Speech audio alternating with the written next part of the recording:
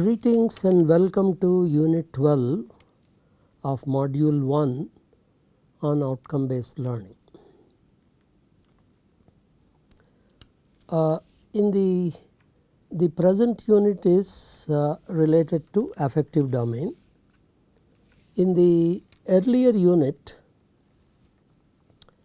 we addressed the issue of metacognitive knowledge and we looked at the nature and even importance of metacognitive knowledge, especially when you have relatively or students with relatively poor cognitive abilities. The role of metacognitive knowledge greatly increases. If you do not pay attention to this dimension, then the student performance can become very poor. Present unit, namely related to affective domain, we try to understand the nature and importance of affective domain in learning. What should be clear is that any type of activity that we are involved, whether meeting a person or even walking on the road or trying to read a book, or more importantly listening to something in the classroom, anything that we are involved, there is always a feeling or sometimes an emotion involved in that. We many times use the word we do not feel up to that, or sometimes we have a strong emotion associated with that, like or dislike emotion with anything that when we are interacting with the outside world. So having feelings and emotions is a natural process with all our interactions with the outside world, and affective domain addresses this particular issue of feelings and emotions associated with our interaction with the outside world. So let us look at the factors that are strictly non-cognitive. Till now we have been looking at cognitive activities in terms of cognitive processes and knowledge, but if you look at some non-cognitive factors, it has been fairly, all the researchers in this area firmly believe that non-cognitive factors and skills are equally or even more important than cognitive aspects in educative processes. Let us take an example.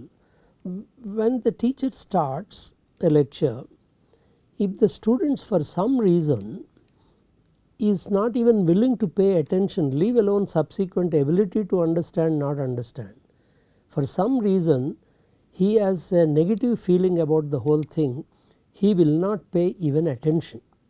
If he does not pay attention, there is no possibility of his learning anything from that. So what can happen is, this is a strictly a feeling or a sometimes can be a strong emotion.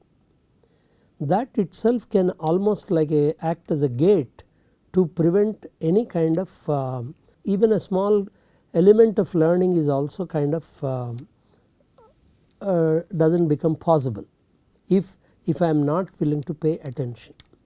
Now that is, attention is only one aspect, but there are a whole lot of factors like grit, tenacity, curiosity, attitudes, self concept, self efficacy, anxiety coping strategies, motivation, perseverance, confidence are among the many of the frequently referred what we call non-cognitive factors.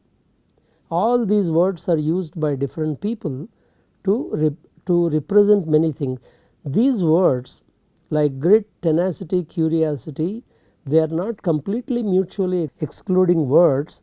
There can be overlap in the kind of in the area they are dealing with, but they are all non-cognitive factors, and many of these factors fall into the affective domain, and that is where it becomes very important.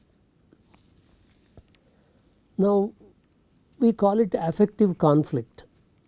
Now let us look at, not necessarily in the classroom, an individual growing in a dynamic, pluralistic, urban industrial society. That is what we have in India. It is dynamic, pluralistic and urban industrial society encounters a fast changing set of circumstances. Even a few years you already start referring to your senior student as what do you call, father or grandfather kind of thing. Even 3 years, 4 years are making a lot of difference between the experiences the people go through. And what happens, young persons are confronted by a variety of experiences which were not part of pre-adult experiences of elders. Now if you talk about parents and children, there is a huge, much bigger age gap. So what happens, parent, while they would like to take care of their children, but they have not gone through any of the experiences that the children are going through. Now adults may become confused as they attempt to reconcile their own past inconsistencies and contradictions. Such confusions are easily communicated to the younger generation. When parents are confused, obviously those confusions also get transferred to the children, and such climate is not conducive to healthy psychological development. For example, as a parent, I may not even know how to handle the what do you call, the strong and all pervading influence of a cell phone on youngster. I do not know how to even I may know that it is not healthy, but I do not know how to handle that. So affective education has a significant role to resolve this problem. That means the conflicts that students go through in their life because of the fast changing set of circumstances create conflict within each individual, and affective education can in principle address this particular conflict and help to resolve this problem. You cannot guarantee the solution, but at least it helps in resolving this problem. Now coming to affective domain per se is most commonly associated with feelings and emotions, is usually displayed in the form of positive or negative reaction to given events, objects, behaviors, policies or situations. Our reactions are usually displayed in the form of either positive or negative reaction. First level is positive or negative, and right now our knowledge of the brain from neuroscience clearly indicates that there is a immediately any information that comes, there is a, you can say, a sign associated with that, either positive or negative, and also there appears to be the degree of positiveness and degree of negativeness also associated with that. How strong the reaction, positive or negative reaction, that seems to happen right away whenever there is sensory inputs coming. That seems to be part of the making of the brain itself. And now our reaction can be to the event that is occurring in front, or events that we are becoming aware of, either through the newspapers or the TVs or any other information are happening in front of us, or objects, behaviors, policies or situations. So for anything and everything, our first level reaction is positive or negative, or and also there is a degree of strength associated with positive and negative reaction. That much has been established by neuroscience. Now that is what we say, affective behaviors are accompanied by varying degrees of feelings. That is what I was talking about, positive or negative. One is positive and negative, and there could be other feelings. Reflect the distinct approach or avoidance of predispositions. So, what happens depending on our feelings, either you approach certain event or an object or avoid that particular object. So, that is a reaction that you do not want to attend such and such a lecture, or I do not like this subject. These are the types of things many people have that. Even a good student may not have equal liking for all subjects. Strictly speaking, all subjects, there is nothing like good or bad about them. Okay. All subjects are, you can say, are equally good or equally important, but still students do have this positive and negative feeling about subjects, which is within the student, not with the subject. Okay. So, what happens if I do not like the subject, I do not want to spend time on that, or I try to minimize my involvement with that. Okay. Person's past experience in interacting with environment shapes the nature and scope of affective responses. Obviously, we are what we are depending on our genetic makeup as well as the experiences that we have been going through since our birth. So, to that extent, our affective responses will differ from individual to individual. So, this is one type of description of affective domain as per Pierce and Gray. Now, these are the few words that one has to be familiar with.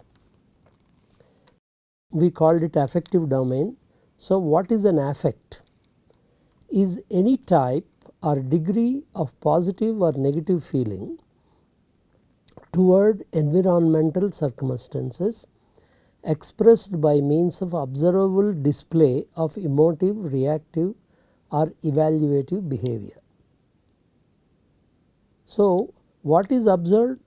The teacher can observe the affect through the kind of emotion or the reaction or the evaluative behavior displayed by the students. And affect itself is any type or degree of positive or negative feeling. So, that is what is affect. Now, there are two things which I am sure that everybody uses these words, sometimes knowingly or not fully knowing them.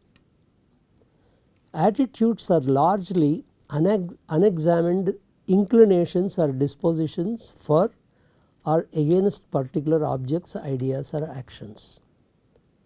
They serve as general feeling indicators that usually influence behavior. Okay. So, everybody has attitudes. Attitudes means you need not take it as very positive or negative. It is essentially unexamined inclinations, because one may have energy or time, may not have enough time to examine each type of inclination or disposition. So, something that I have reacted, I like or do not like, and I behave accordingly based on that. Whereas values are tested dispositional insights for or against particular objects, ideas and actions. That means, we have tested these insights and then we have made, rather we came to conclusions based on systematic what you call exploration of something. Now, these things might have come through our training at home or in the schools or colleges, or by our own explorations with people or with circumstances. You can say value is something what we consider important, an individual considers important.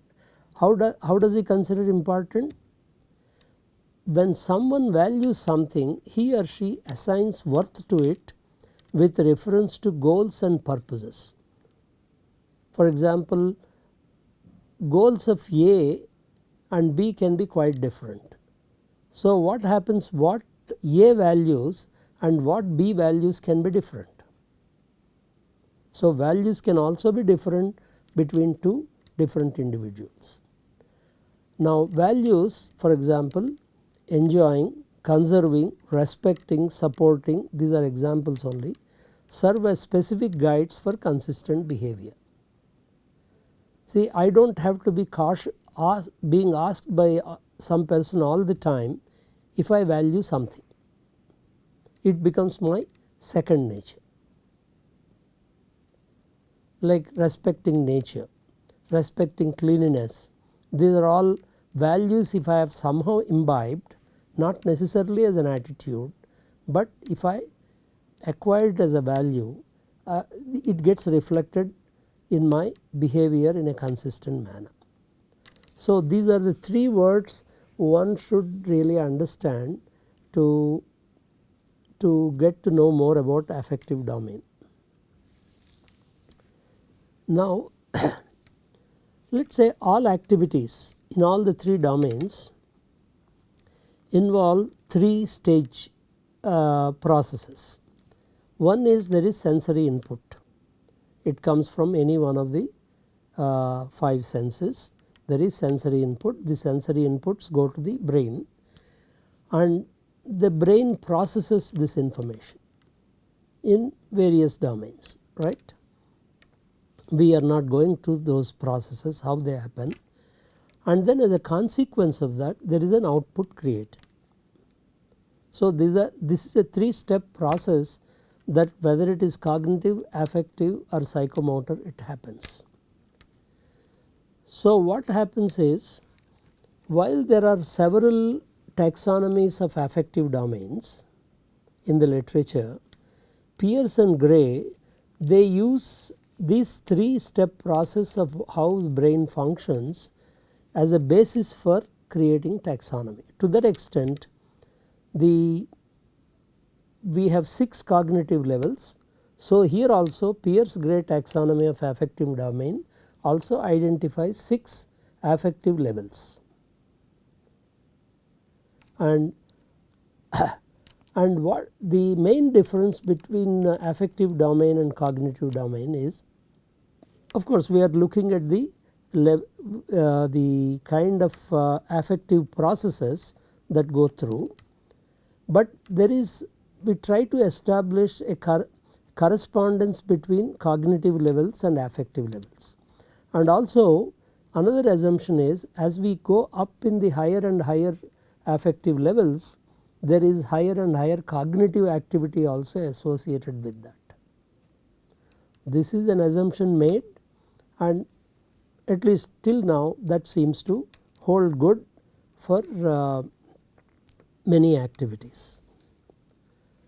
Now, the Pierce-Gray taxonomy of affective domain identify these 6 levels, like the one we talked about, like remember, in cognitive domain, remember, understand, apply, like that. Here we talk about perceive, react, conform, validate, affective judge and affective create.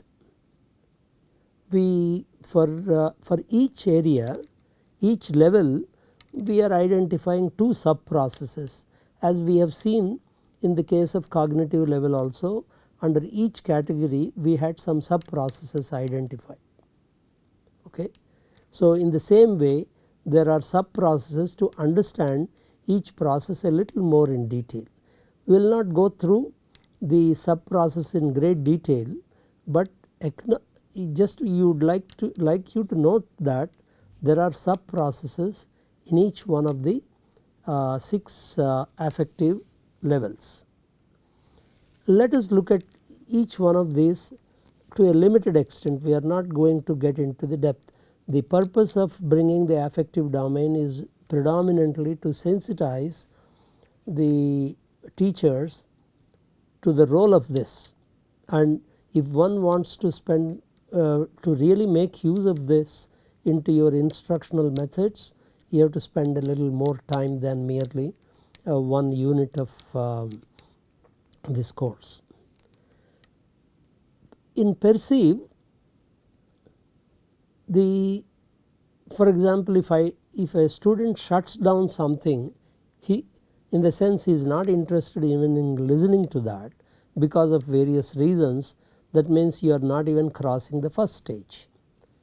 So perceiving includes listening to others' point of view. Let us say we take one example, one particular thing, ethical issues in genetics and biotechnology. I am sure several biology courses will address this issue. So we just use this as a platform for to understand various affective levels. First of all, I may or may not have any view of the ethical issues. So if I am not even willing to listen, I cannot even perceive. So the first level is willing to listen to others' point of view. Not only willingness, but I am listening to others' point of view. Okay. And some you can use any of these action verbs.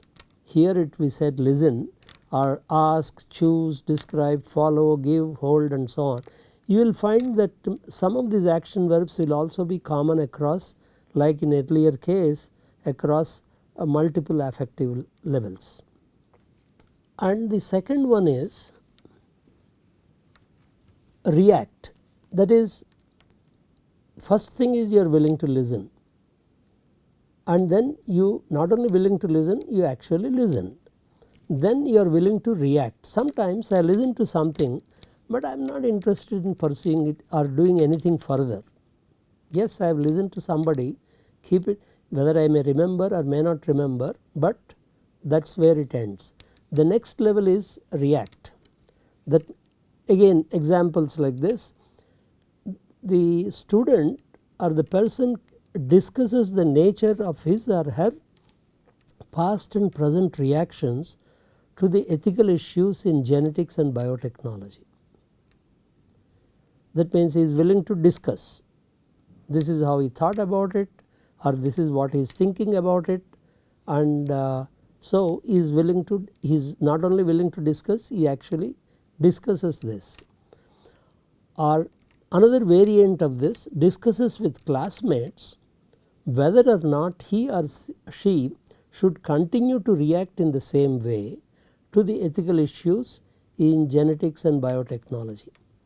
What means he is going one step further, the student is willing to go one step further, he is asking, is discussing whether he or she should continue to react in the same way. Another level, one more step further, the student is willing to assist teammates in resolving ethical issues in genetics and biotechnology. This is just another incremental step forward. In the sense, you are not saying this is the way it has to be behaved, anything else is nonsense. Obviously you cannot assist others in resolving ethical issues in genetics and biotechnology. So this is levels, as you can see there are 3 levels of reaction in this, and here you will see some of the verbs are, action verbs are common: answer, assist, aid, comply, conform, discuss, greet, and so on. Now let us look at another one, next level, conform.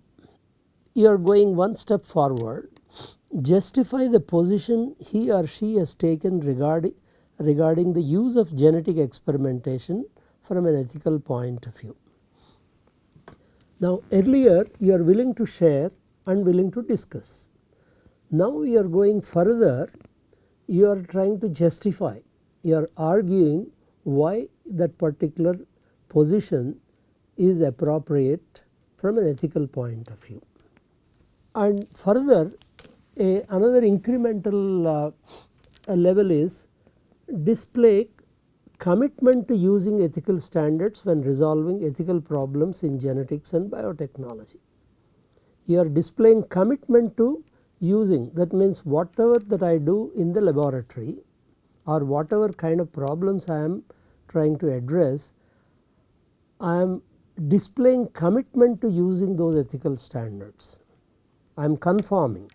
to the ethical standards that are presently in practice.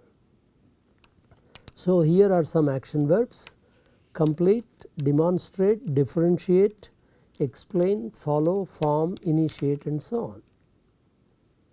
So, the next level, third level, is really conform. Then validate. Though you are following, for example, I may follow certain standard because it has to be followed, but I am not fully convinced of all the provisions in the, let us say, that ethical standard. Now, next level, I write a 2-page paper explaining why he or she intends to maintain, revise or discard his or her present stance on the current genetic experimentation from an ethical point of view. So, as you can see, either one is willing to maintain this current standard or revise or discard. For whatever you do, you are providing reasons for it. That means you are explaining in great detail based on the data or assumptions that you make. You are willing to do the, if you are doing that, then you are going through the process of validation. And another activity related to this is adhere to ethical standards in discussing issues in genetic and biotechnology, issues related to genetics and biotechnology. That means you are willing to adhere to the ethical standards. That means when you are discussing, you are now have taken a position with respect to ethical standards and defending it and arguing within that context. So, these are some action verbs like explain, follow, justify, propose, read, report, etc. Then comes the affective judge. Obviously, different people take different stands, especially regarding, let us say, these ethical issues in biotechnology. And if you say the animal lovers, there is a society which protects animal rights, and the scientists who actually do the experiments in biology and maybe public, they all may have different views on this. So, that means people implicitly or explicitly have taken multiple stands on these ethical issues.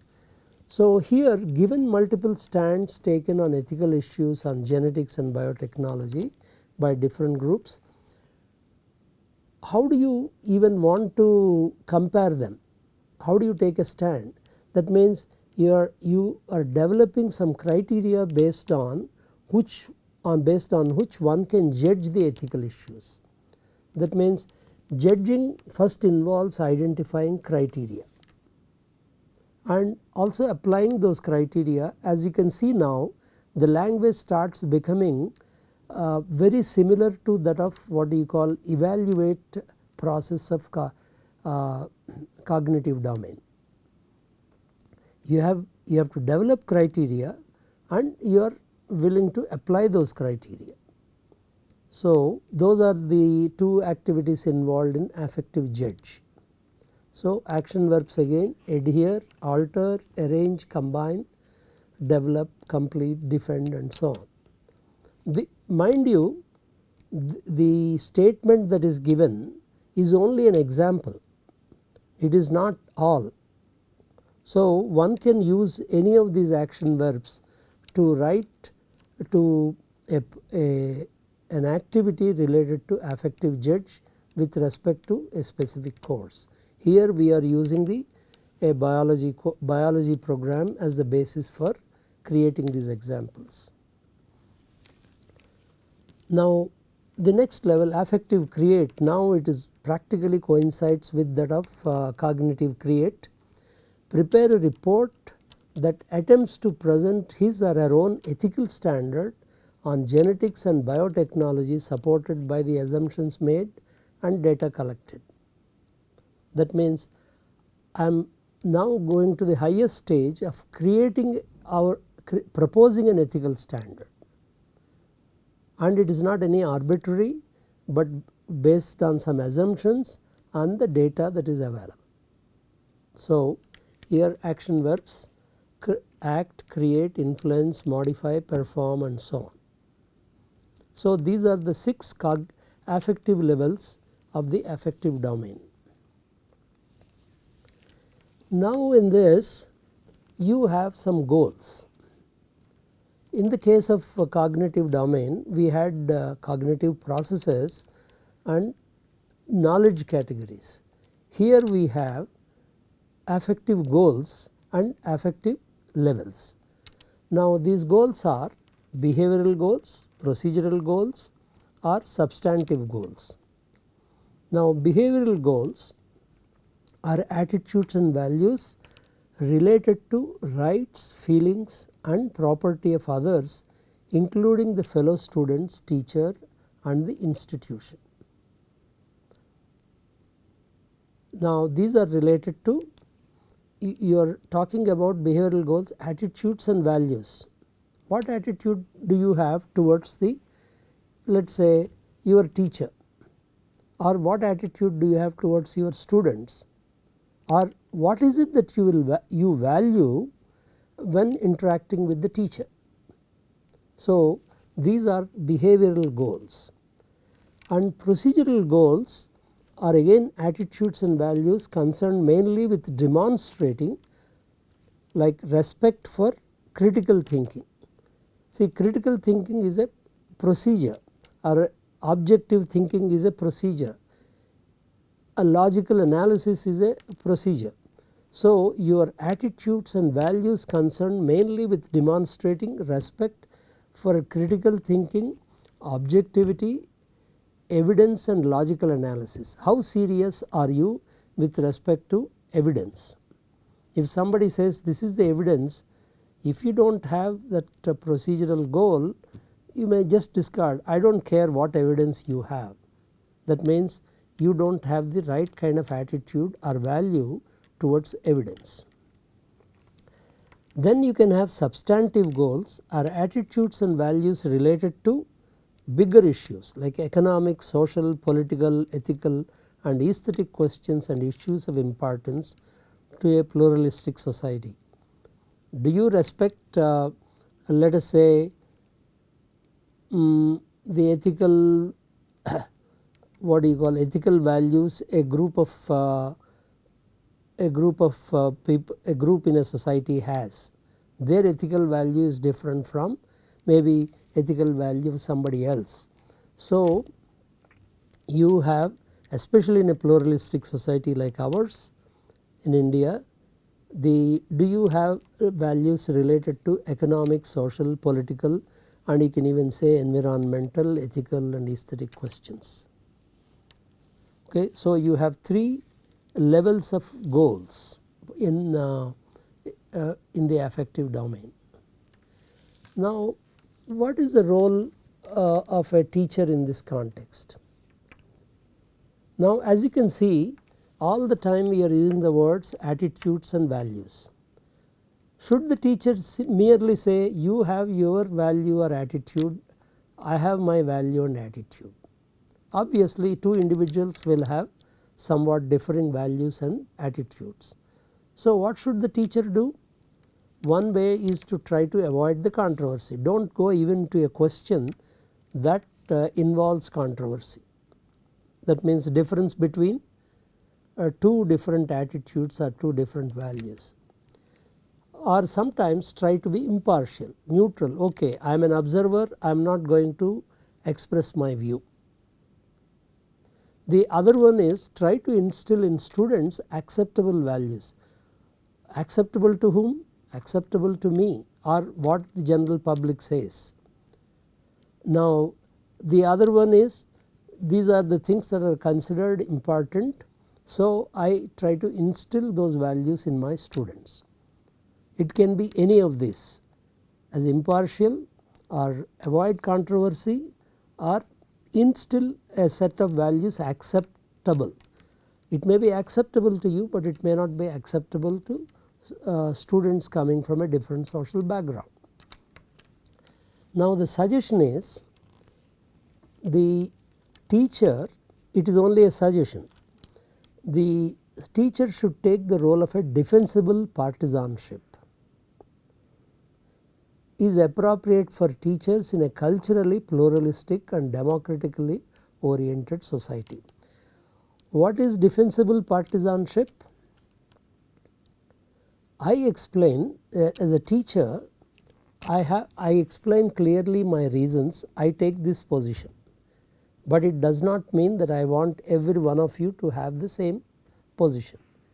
Because of if you accept my reasons, you may take this position, but not necessarily the same, because as I said, the students come from different types of religions, different types of community, different social backgrounds and so on.